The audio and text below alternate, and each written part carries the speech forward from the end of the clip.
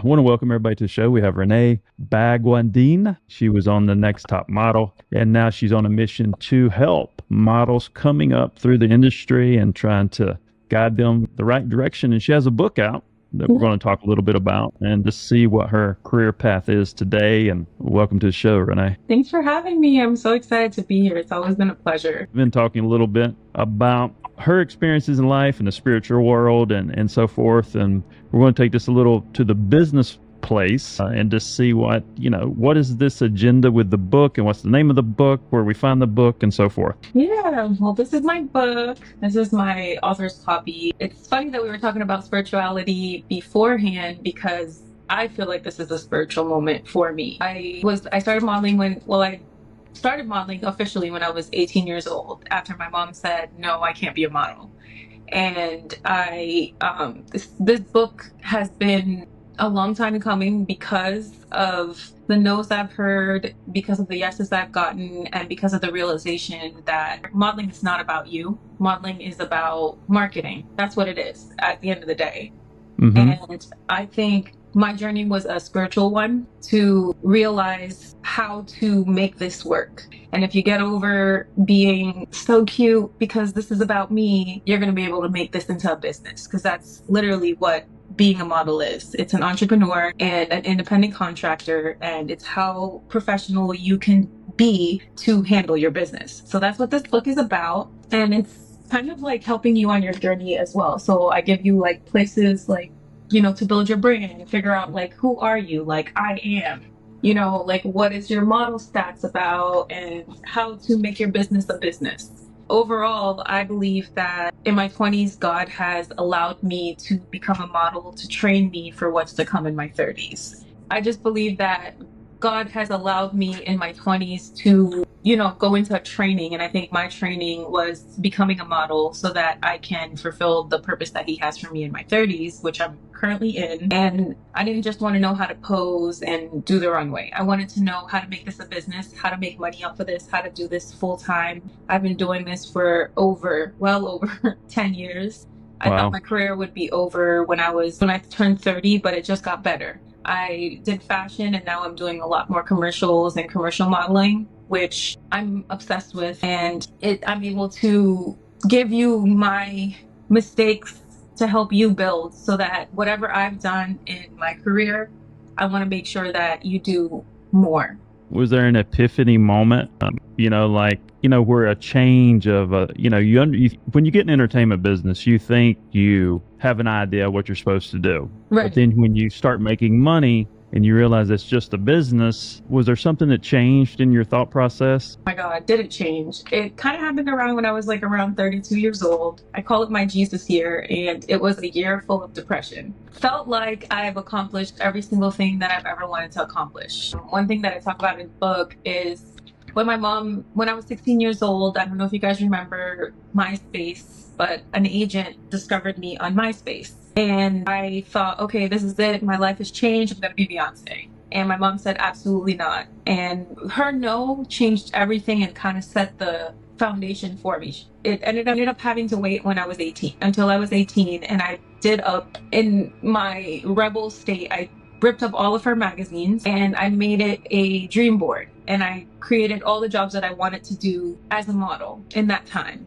And I found it the other day when I was going through my depression phase. She found it for me, actually. And I had looked through everything, and every single thing on that dream board I had accomplished. I don't know why that kind of changed everything for me. It kind of just said, now what? And I was so tied to the identity of being a model that it forced me to become a human. And it showed me that modeling is not just your identity. It's not just a job. It's a business. And what happens when you separate who you are from your job? And that was the changing moment for me in my life. And I was like, okay, what now? And what did you learn? And how did you get from point A to point B? And how can you do this to help other people on their journey? Because it's not easy and it's not as glamorous as people make it seem. What do you think about, you got all this stuff going on, not shining a good light on the industry with Puff Daddy and, how he took advantage of a lot of these girls. And, the model in the industry lot of stuff going on, a lot of people attracted to each other, this and that. What would you say to, because my daughter's been, she don't even know who Puff Daddy is, but she's just like intrigued in this story. And I'm like, what would you tell a girl that's stepping into that world? Oh my gosh. Today? I think, first of all, God has protected me from so much. And I think the only reason that I feel like I was a little bit set apart was because of my faith and because I was protected. I've actually been to a Diddy Party. I did not experience and see the things that are coming out right now. Thank you, God. But if I were to have a daughter and she were to be wanting to enter into this industry, I would tell her to figure out who she is first, because I didn't know who I was in the beginning.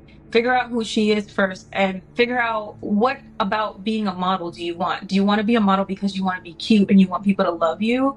Or do you want to be a model because this is a career and you understand marketing and you want to make a client like JCPenney or, Gucci? You want to help them build their brand, because that's what it is. A lot of girls go into this industry wanting to be famous and they want to be cute and they want, it's not about any of that.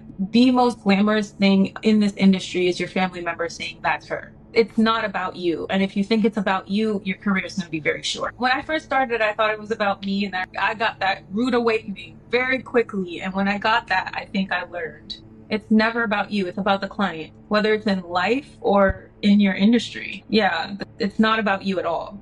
It's how good you make other people look. When you went to that Diddy Party, what was that mindset then, and what do you think now? Oh my God. The irony of that story was, do you know who T.I. is? Do you remember when he was going to jail and I don't even remember why he was going to jail. He was going to jail. Diddy was throwing him a going to jail party, and it was on Star Island at his house. All white party. We got invited, me and my two friends, Asia and Sharice, we were always together. We were so excited to be going to a celebrity party. We thought we were going to get every single thing we went to. We thought it was going to be, the time that we were going to blow up. We grew up very, very humble. So we went to I think it was dots or rainbows and got our outfits. We thought we were so cute. I actually still have a picture of that. And we showed up. We met everyone. Right before we got out of the car, we said a prayer. And the prayer, I would never forget it because we said it everywhere we went. We were like, God, please shine your light through us. That prayer protected us, because when I walked into a room, when the three of us, we walked into a room, people wanted to meet us. They wanted to know who we were. And I felt like we were there to shine God's light. Regardless of the kind of party, the kind of places we were in, it could have been so much other stuff, I know girls that were on the other side of it. And it's just, for me, I saw when I walked into that party, I saw lots of famous people. I don't think we were even drinking at that point, but we walked in and I saw a possibility of how much God can give someone, and I just saw a person that worked hard. And I saw a Black man being able to have a mansion and have this influence. And, I wanted to do that one day. And I thought it was possible through God. I didn't know what was going on, but that was the eyes that I saw through. Hopefully it's not that bad, right? It's bad regardless. If you're taking advantage of women, in my mind, it's bad. It's real bad. But it's just the magnitude of. Well, let's talk about the foundation of that. We've been talking about the spirituality. Puffy, I know a guy that knew Puffy's dad. Okay. Puffy's dad was a gangster. Okay. And was friends with Frank Lucas. So his dad was shot in Central Park in I can't remember the date, but his dad was 33. I think Puffy was 2. So if you think about that, you have a single mother, you have this kid growing up. His mother probably beat the shit out of him because in a way, I think there's this bubble of what you think the world is, right? Mm-hmm. And if you have that trajectory that Puffy has had, and you have this fame, this money, all this stuff, it's almost like you lose touch with reality. Yeah. And you stay in that space. And with him being, I think, to me, this is what the story looks like to me. With him being a gay male that he didn't want to be public about, I think his issues with women was probably from his mother. It's usually where it comes from. Yeah. Mm-hmm. Mother figures. So if his mother was very bad to him, he's trying to lash out with his sexual attention is towards men, but he's still messing with women because he's almost trying to beat them up in it. And so Yeah. sense, because he has no respect. Right. You can tell, I think his mother, there was a problem with him and his mother because he has no respect for women. So and I think that's where that comes from. I agree completely, right? But here's my Mhm. question. At what point do we stop blaming our trauma and take responsibility for the actions that we are going to have? Yes, it goes deep because I have experienced trauma, and my thing is just like, at what point do you lose your humanity? And you know what I mean? Like, how old are we? What part of our maturity journey are we going to not let what other people has impressed on us and take responsibility for who we are and our actions? That's where I'm at with this thing, because it's just like, even seeing like the videos with Cassie, I absolutely cringe. And like I said, I have I have my own trauma, and you know what I think it is, because he did not have to face his trauma. I think you have to eat dirt. And he was living this superficial world, and he never ate dirt. I feel like recently I keep hearing everybody blaming their mother. Like, yes, the mothers do so much. I feel like mothers do their best, and then they mess us up pretty good. But like, when do we stop blaming our mom and taking responsibility for who we are? Because like, he's a monster. Yeah. I mean, he's definitely a monster. I think you got to realize that no matter who you come from, that is, just because someone's your mom and dad doesn't mean that is going to be part of your life, right? Yeah. You have your own life. You are one. Yeah. And I think we have to understand, we have to stand on our own 2 feet, and we can't deflect things or, on other people, because that's just an excuse. Yeah. Yeah. At the end of the day. That's what I'm just like, I don't know. It's just so hard for me to think. It's just like, this man could have used all that energy in a positive light, but would the world accept him if he was positive?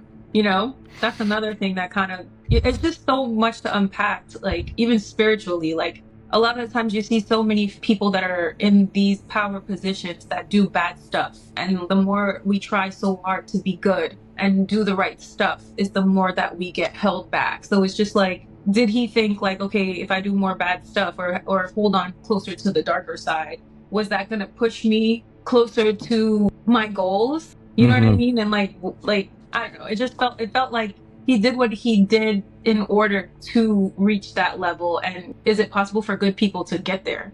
That's what kind of really frustrates me, because you don't really see many positive humans in those powers positions. Yeah. Well, no telling what was going on behind the scenes as well. Like, who was controlling him? Right. Definitely a demon. You know what I mean? Like, if there was somebody that said, hey, it's okay to do this, or it's okay to do that, it's going to make us more money, that's a problem too. What position he was put in, because it's not just him. There's a whole house of cards that contributes to being that type of a person. You know what I mean? Like, that's what I was saying, like, with my book and stuff. You're a model, but you're just one piece of that puzzle. Everybody around you has to work together in order to make your business work. So it's just like, every single person that's around Diddy is just witness, or enabling somehow. Everybody's soul is programmed to do a certain thing. Okay. And whatever like that may be. Yeah, whatever that purpose is. Is like your soul contract. Gotcha. Because like I've taught to spiritual people, like I give example. They call him like Donald Trump. Some of these spiritual people have dove into him, and he's very protected. He's very protected spiritually. I think so. His soul contract is master chaos. And he's there for a purpose. And the thing is, for me, at least, in my small corner of my world or whatever, everything is connected, right? I did Miss Universe. He was the owner of Miss Universe while I was there. So I've definitely had an introduction. I've never met him, but I've definitely had an introduction to him. So, for example, that's one reason why I've always paid attention to him, Yeah. And just looking at him recently makes me see exactly what you're saying. He is the master of chaos. For me, it's unveiling the people that are, because I think he is powerful spiritually. Whether he's good or bad, whatever people think about him, he is very powerful spiritually. And he has a way to influence people. He's an influencer, right? And it's showing people's true colors because of people that are less powerful latch onto him or don't latch onto him shows they're ugly or they're whatever. The way that they attach to people like him, whether it's good, bad, or what. Does that make sense? Like, it just makes people show their because all the true people, demons. Okay. if you put that in perspective for a guy like Donald Trump, since he has this energy, right, and you have all these people with low level dark energy attached to them. Yeah. You ever listen to that high frequency music and it irritates you because it's cleansing shit out? It does irritate me because I thought it was just weird. Oh my God, yes. Because it's cleaning shit out. It's kind of the same response. To me, I think it's the kind of same response with Trump. These people have these low level energies attached to them. They just can't handle his personality. That makes so much sense. It's a frequency thing. It's a frequency thing because I never understood it. But I think somehow divinely they've tried to separate two bloodlines in society, because one bloodline will respond to things a certain way and another bloodline will respond to things a different way. And like Ishmael and Isaac. Someone's recognized that. Do you know the story of Ishmael and Isaac, Abraham's two children? Abraham had, this is like, I guess, the Jews and the Israelites. The Jews. So in the Bible, Abraham has Sarah. Abraham is like, your father Abraham had many sons. That song comes from. So he has basically Sarah, his wife, and him. God promised that they would have so many kids, like the number of the stars. And he was old and she was super old, so they didn't think that it was going to happen traditionally. So Sarah took it into her own hands and she said, okay, I think it's my handmaid is going to have the kid with Abraham, and that's going to be my son, because that was traditionally what happened back then.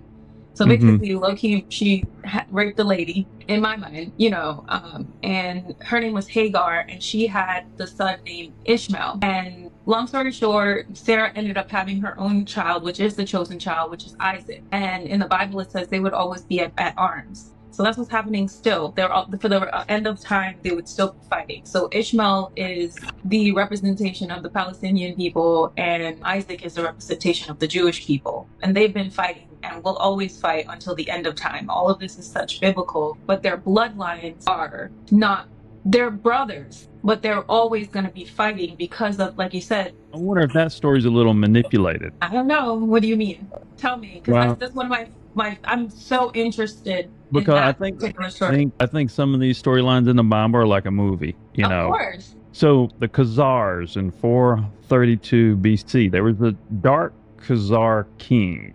Okay. Now fast forward today, Khazarian Mafia in Ukraine. Khazarian Mafia is in Ukraine. So the Khazars were supposed to be this dark entity, this dark lord. And I don't know if this is... So this Khazar king had to pick this religion, and he picked Judaism.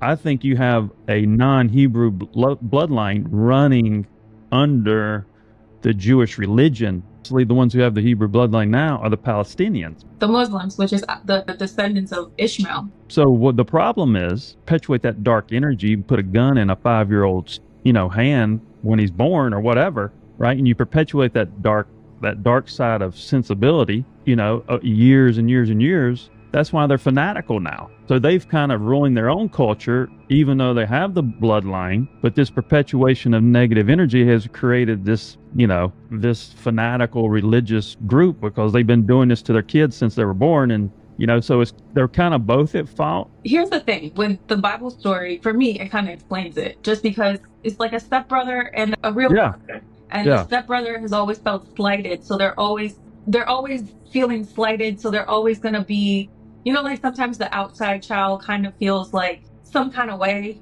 what I mean? I feel like that's what contributed to them being like that. And then, Sarah and Abraham, they let her, he had this first son that was supposed to be the chosen son. And when he had the chosen son, which is Isaac, he kind of like shooed her away into the desert, and God took care of them. But if you were those people, wouldn't you feel some kind of way? You know what I mean? Like, you're not good enough to be Jewish. So, you know what I mean? It's just like kind of just had like this animosity. Yeah. And it shows in like how, like you said, like how they've always been warring. That's like literally what it says in the Bible. They're always going to be warring brothers till the end of time. And it's so deep. It goes back beyond this generation. It's like all these different generations before us. And it's something that's the energy is it's weaved into their spirits, their souls, their blood. You know what I mean? It's a part of their identity. So I grew up around Hindus, Muslims, Christians, Catholics. I went to Catholic school and 70 Adventist. My mom is 70 Adventist. And I've always had I guess like people say a hunger, but I started learning about God because people tried to throw it in my face. So I wanted to know it better than they did so that I can throw it back in their face, you know? Like, God could not be this stupid. Like, he's smarter than all of us. He cannot be this small-minded. Like, you know what I mean? Like 70 Adventist people, they don't believe in earrings and stuff, but the pastor's wearing a $50,000 watch. Like, it's, you know? So I would look up these things just to learn like so much about it. And like, the thing is, it's like one thing that I love that God does is that he uses these numbers. And another thing that when you say like with Jesus, of course they're going to attack Jesus because they are attached to their rituals and they're attached to their religion. And Jesus was never ever religious. He was a Jew because Judaism is not just a religion, it's also their culture and their bloodline. You know what I mean? Just like I'm Trinidadian, he's Jewish, you know? The thing about Jesus is that he went and he showed them that it's not how many times or how well you look in front of man. It's about literally your heart. And it just kind of like exploded my mind, you know, like when I first started learning, because it's like religion is all about man trying to control God. No matter what it is, it's man trying to control God. And when you separate man from spirit. Exactly, because there's a lot of these religions have absolutely no spiritual anything. It's just they're doing just like the Jews did back then, and how they tried to. That's why they were so threatened by the spiritual Jesus, you know. And you know, like when I started getting to know who Jesus was, it wasn't through a religion, because the religion part condemned me. I was never good enough, especially me being a model. Like for my birthday's on Tuesday, and you know, I'm not perfect, you know, like I'm not the most Christian in the world, but I do love God and, you know, like I try my best. But last birthday I got baptized and I feel like, you know, this year I want to like kind of rededicate my life to God because he's allowed me to live my life. And through those experiences, I'm able to have this conversation with you today because, I mean, not a lot of people understand, you know, so it's very refreshing. So I called one of the church leaders, you know, to do a tea, for lack of better words, you know, for my birthday, and just come and just pray for me because I need the full armor of God, because I feel like I am being prepared for a huge battle coming up this year. I don't know why. I don't know if I'm crazy and I'm just thinking these things, but like I'm 100% always right. You know what I mean? Like, I know what I'm talking about, but I don't, you know? And she was just I feel the same way.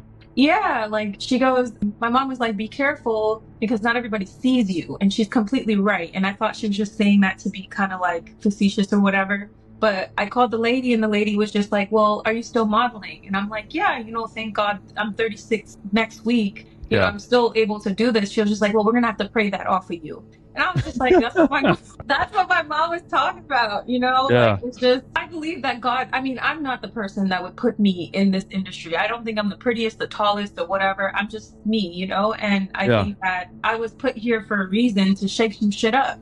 Just like Jesus was, you know? Just like why your podcast, you know, we're able to have this conversation. It's like, that's what he did. Like, he's such a badass. It's like insane. Like, how could we not see that religion was what attacked the Son of Man? Well, here's what you got to understand too. This is how naive we are. Nobody was anything until they created the word. And the living word. Like, we're all human beings. We take one religion, right? Everybody took a little bits and pieces of it, and then they perpetuated that information, and that became their own religion, right? Over time. So for each religion to think their religion is better than each other's, when there's one God, that's so naive. Yeah, how do we understand the magnificence of an omnipotent, you know, not human, you know what I mean? Like one thing I've been praying recently for God to like help me to understand that. Listen, you need to come within yourself. And I'm afraid of that. I've always tried to tiptoe into stuff, and I'm very quit worrying about everybody else and find yourself. It's not even just about everybody else. It's just I'm afraid that like I see shit. I like feel shit, and I don't know. Like at one point I thought I was bipolar. I thought like I'm going crazy. You know what I mean? And then now I'm like, okay, I accept that God gives you gifts and all that kind of stuff. That's why I can't get involved with like, crystals and others. I'm the type of person that's just like, I need to go straight to the source. Like I need to talk to the man. Everything else, like he needs to tell me what's going on. Like I'm knocking on his door, anybody else, everything else, like he's going to have to reveal and show me like in ABC as plain as, and it's just like the shit that like people say, it's kind of like making so much sense now. And it's not that I'm afraid, but it's just kind of like, what the hell? Like, this is real. Like they've created a storm to do their bidding. You're an extension of God, right? We're all extensions of God, which makes you part of God, which makes you somewhat of a God your own self. You are Powerful. Here. Because everybody's connected, right? Yeah. Creation of four. So you got all these things created by four that's tied to the human body, right? Heart chakra tied to the human body, to the pineal gland, which is the God's data center. When I started analyzing the Egyptian symbol, the eye, the third eye. Yeah. It's got to be a pure source type thing. Yeah. So when you look at the angle, you put the bone that's in your pineal gland, put the bone on a flat surface, it's a 1/4 slant. Okay, I can see it. So creation of four tied to the 1/4 slant in your head pineal gland, all the way from the beginning of creation. If you understand that, then you can start understanding the quantum field, because you're already seeing it. You're already looking at things in a bubble. I can feel it. I can feel that we're all connected, which is weird. Start studying the science of it a little bit. Okay. And I think that may answer some questions, because the science is right there in front of us. Even though science only uses 2 parts of law of attraction, science only uses environment and foundation. They don't use the esoteric part to find answers for humanity. That's the other big thing I'm on about law of attraction, because I believe law of attraction is the melting block of life. No, it is. And life and death is in the power of our tongue. Like we literally have, like, that's one power that God has given us, is to have that. And like even just little stupid things that we say every day is creating. I think you're just going through this questioning mode. Because I can't explain it. Oh my God. I like to think I'm a logical person, and all this like unlogical shit keeps happening. It's a confidence thing, because I feel like I'm out here alone all the time. Yeah. Because nobody knows what the hell I'm talking about. Me either. I don't even know what I'm talking about, but I know what I'm talking about. I think it's gaining that confidence and just coming within yourself. I think once you come within yourself, and it's not really changing who you are. It's just kind of forgetting everybody else and finding yourself, grounding yourself, understanding exactly who you are and what you are. Yeah, you are. That's the scary part.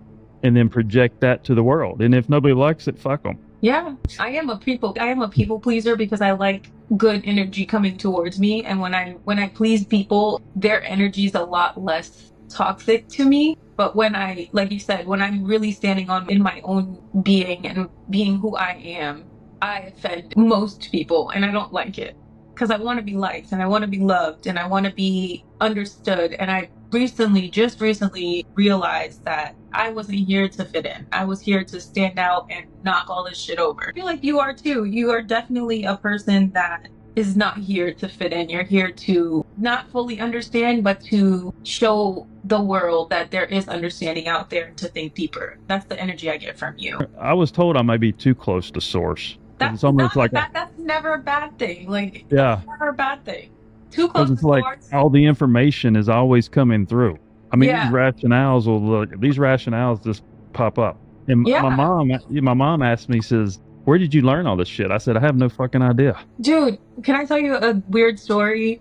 This is kind of like something that made me think of. I don't know why I just thought about it. I don't date often, and I am single, whatever. A friend of mine, she's African, and I feel like she's very deeply spiritual as well, but she doesn't know it. She the complete opposite direction. And I think I'm like very, attracted to that type of person because they get it, Yeah. She was like, hey, let me introduce you to this guy. He lives in New York. I live here. So he calls me. And for some reason, I felt some kind of way. And I hate being fixed up. You know what I mean? God's going to have to come to my room and say, I have a friend for you. Like, literally, it cannot, like, it's somebody mixing with your energy. And for me, I'm very cautious with that. Long story short, the first time we spoke on the phone, we were doing Bible study, but not like, like Bible study. Like, he actually knew about the Bible. He it was interesting. It's like having a conversation with you, you know what I mean? Like somebody that's knowledgeable and actually knows what's going on, and it's not just like a religious thing. So I was like intrigued. Then it was the second time I spoke to him. That night I went to bed and I felt like I had a spiritual attack. So I woke up, I don't know, I think it was around 4 o'clock. If people say 3 o'clock, I don't know. I just woke up around 4 o'clock. I remember looking at the time and I felt like God was waking me up to start praying a protection. In my mind, like I'm very visual. So I just put a bubble around myself as a shield. And I started praying like out loud. At that time, it was out of character for me. And I started praying out loud, just like, like I plead the blood of Jesus over me. I plead the blood of Jesus, over my family. Like I put up a fortress around any monitoring spirits, anything like that. I didn't know where these words are coming from. Long story short, the next day he calls me and he was just like, I was praying to hit to a spirit. First of all, that was alarming to me, to find out if you were my wife. And I tried to visit you in a dream. And like he's just explaining this. He didn't know what had happened to me the night before. And he's like, I was praying to figure out, to penetrate your defenses, to find out if you were my wife. So I was trying to find you in the dream, but for some reason there was a fortress around you. And I'm just like, what the hell? Like after that experience, I realized like a lot of these things that keeps coming to your mind, it's not just bullshit. It's literally you trying to figure, like, I think God is downloading information to you because that is what you need at that time.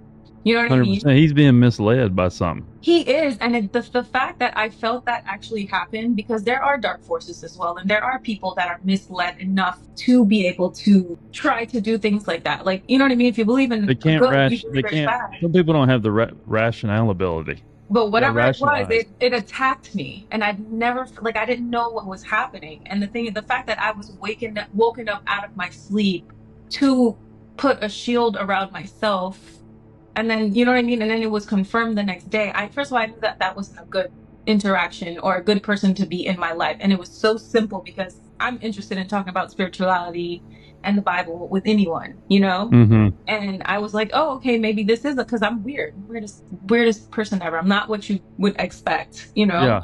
And I'm expecting, like, I was like, oh, maybe this is someone that can actually see me and, I can actually have a conversation with.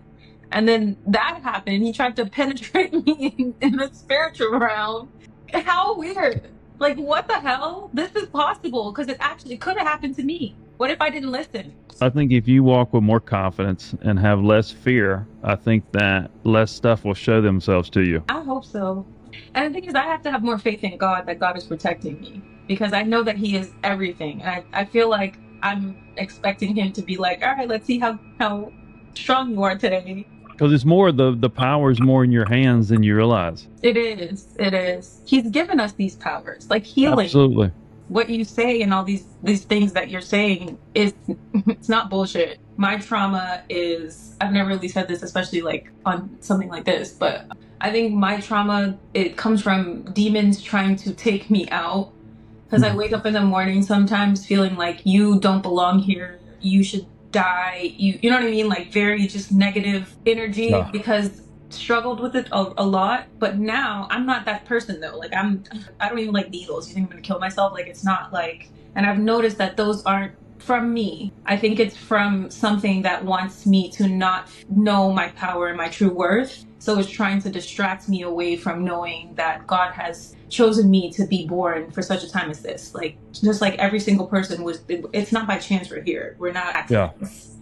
100%. And I feel like that's where my trauma comes from. And it's not because of my parents. It's not because of like something someone's done to me. I just feel like I've listened to... You got ancestral trauma. Yeah. And I'm the first of my generation on both sides. My last name is Bhagwandeen. It means blessed by God. My first name is Renee, a rebirth. Like I was born October 8th, 1988. There is nothing but destiny that was spoken over me. And there is so much that I know. I'm freaking powerful. Like I know this. So I'm just, 100%. I'm just starting to, I see other people. I'm just starting to see me. And it's not scary, but it's scary. Your lineage, what trauma your lineage is carrying, and try to fix that. And that may help you. I think I know. I think it has a lot to do with There's some witches on my bloodline. There's some Hindus there. There's Africans and there's natives. I have the Indians from the feather and the dot. You know what I mean? Like I have a lot of, I think I have a little bit of a lot of things. And I think that one of my purposes is to break those bondages for this next generation. And I think that's why I feel so deeply. But I don't know, I could be wrong. That's how I feel. 100%. Now don't have I mean, I have non-confidence too, but have confidence in what you say, you know. I mean, because you are 100% tied to source. I mean, I can see that. Yeah. You know, you got to have confidence in that. But you think exactly like I do. I question myself still, but I'm like, hey, it is what it is. Yeah. I'm getting better. Yeah. It's comforting to have a conversation with someone that can see. For me, like I know a lot of people come to their realizations or their place of perfection in different ways, but for me, like I know, like I've tried to but for me, I think that I need to go, like you said, straight to source. Like he needs to tell me what's going on. You know what I mean? Like I can't do it through someone else giving me understanding. It has to be me and him. 100%, because nobody can understand it. Right, exactly. It's just like I could never understand your plight. Like absolutely. And the ways that different people come to that is super interesting to me, because sometimes I'm like, okay, maybe that worked for them. Maybe it's gonna work for me. Because like, how dare God tell me to stop drinking? You know? Well, the drinking thing, like I had some issues, and I said, you know, God, if I stop drinking, will these issues go away? And he was like, yeah. So I think I've experienced the same thing, because if I don't drink for my energy, I feel like I might float out of here. Yeah. For me, it's not even like, like I said that because I used to smoke, and it had a hold on me beyond what I even knew was going on. And it was me deflecting, and God gave me the power to, because it wasn't me to just completely cold turkey quit. And it took me years. And now that I'm like that, I'm just like, now that I'm sober from smoking, my God is like, I was just like, well, God, you know, I did this. Something good should happen now. Like, you know, I should see the effects of it. And then what I'm learning is I'm, like you were saying earlier, I'm clearing out the things that were blocking me from seeing so that I can get to the place that he wanted me to be. It's like when I got baptized, I expected everything to be okay. And everything went even more to shit than ever, you know, because it's like, okay, like where's my fix, you know? So it's just like, I think the maturity is understanding that I have no understanding. I can never understand the magnitude of who God is and why he does what he does. And I just have to like humble myself and just be who he chose me to be. Well, it's very, very interesting. What are you doing today? What type of gigs are you doing today? You've had a 10-year run. What's going on, and like what's getting you excited today? Well, I get excited about having conversations like this with people like you. Awesome. Today, I'm going to be 36 on Tuesday, so I'm very happy birthday about it. Thank you so much. Not anxious because I'm getting older, but anxious because I feel like my 20s was all about the modeling and the industry and, you know, living your dreams. And I think my 30s are all about learning my purpose and living my purpose with purpose. And recently I've moved back to Florida, and I was fully expecting to give up this career. And now I am noticing that it is a whole different world because I'm in the commercial industry at the moment. I used to be in the fashion industry. Now I'm more in the commercial industry. Let me tell you guys, if you want to be a model, commercial is where it's at. You make good money here. And I'm very, very, very happy about how they treat you on set. It's so different than how they treat you in fashion sets. What is some of the commercials you're doing recently? I did a Wells Fargo commercial last week. I've done American Airlines. I'm the spokesmodel for the Bright Line. I've done Macy's. I've done JCPenney. I've done a lot of like resort and hotels, like cruise lines, that type of thing. And I'm truly, I think for the first time, I'm actually having so much fun. The next 10 years look like? Oh, that's a heavy question. I don't know. I feel like it's going to unveil itself coming up this year of my life. I think for me, I'm a very late bloomer, clearly. And I think this is the first time I've ever felt like an adult. And I think that too much is given, much is expected. And I think the next 10 years of my life is going to be a lot less like my 20s, because in my 20s, I just did whatever. And I think it's be a lot more purposeful. I'm graduating in February with my bachelor's degree in graphic design because I love graphic design, weirdly. I like making stuff look pretty. This is because I did all the graphics for my book and all that stuff. Awesome. Thank you. And I think this, at least my personal mission these next 10 years, is to figure out how to just talk about my faith and show people that I'm here because of God. And when you don't, for me at least, when I didn't have a clear understanding of who my life is, it was so dark. And I want to share that with people, like how much peace I've been learning and getting from knowing who God is. And I know that sounds super cheesy, but I don't know. I'm trying to figure out how to be a light in those dark places. Like the prayer I prayed when I was at that party. Yeah. So weird, right? Interesting. Yeah. Somebody was talking to you. Oh my God. I've always heard, but I've never really understood. And I Yeah. think God has allowed me to be in dark places so that I can learn how to be a light. And I'm very thankful for his protection and his guidance. But I think these next few years has nothing to do with me and everything to do with him. So I'm even curious to see how he shakes some shit up with, me, Yeah. Nice. Well, name of the book again, and where do we find the book? It is called The Business Model. It's called Poise, Profit, and Purpose. It's not a book that's going to tell you how to be me or how to walk in my footsteps. It's a book that's going to show... Okay. It's okay. No, it's totally fine. Totally fine. All right, go ahead. Yeah. This book is not a book that's going to show you how to be me or to walk in my footsteps. This is a book that's going to show you how to build your own self into a business, be lucrative in this career, and stop dreaming and wake up and make your reality exactly what you've known it should be. It's also a book that I hope can inspire you to be boldly yourself, because at the end of the day, a model in this new generation, a model is not a hanger like we used to say, a clothes hanger. Today, a model is a representation. A good model is a good representation of who you are, and you were born to be that person. So it helps you to become exactly who you should be. And I'm super excited because I just found out yesterday that it's the #1 the #1 new release on Amazon. So I'm really excited about that. So excited. Good for you. Good for you. Where do you find it? You want it on your website or Amazon? It's on Amazon right now, and there's a link in my Instagram bio as well, so it's easy to find. Put in The Business Model by Renee Bhagwandeen, or Poise, Profit, and Purpose. And I am super, super excited to share this. It's a book that I hope helps and also helps you to become who you are. And I hope you think it's pretty, because I put a lot of effort into making it beautiful for you guys. And I had so much fun doing it. It's definitely a fun thing for me that I really put a lot of my, heart and soul into it. And I hope it works for people to be a business, because that's what we are.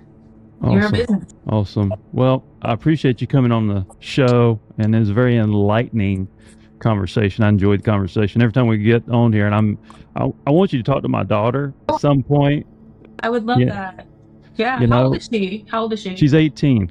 Okay, good age. Because a lot of people I coach a lot of younger people. The youngest I've had was a lady in labor who FaceTimed me to coach the baby. But a lot of people, I think. Well, she was with Wilhelmina in New York.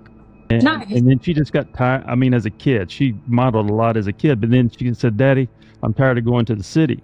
But now she's started her first year of college, and she's wanting to get back into it. So maybe it's a good time to see if you can inspire her a different thought process, because she didn't understand the work part of it.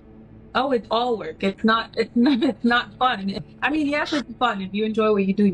Right? But it's not. If you have to get yourself out of the mindset that modeling is a hobby or something like that, because that's why it doesn't work for a lot of people. Modeling is a job, and if you don't treat it like a job, it won't pay you like a job. Yeah. And it's not about you at all. It's not about you. It's about the hair, the makeup. It's about everyone else. It's marketing at the end of the day, and if you don't treat it like a business, it's not going to pay you like a business. Literally.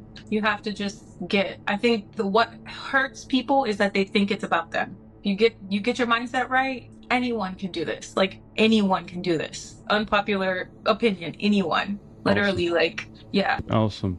Well, I appreciate you coming on the show. This has been Renee Bhagwandeen, and yes. I am John Edmonds Kozma, the CEO of Bang Productions. Thank you. Thanks for having me.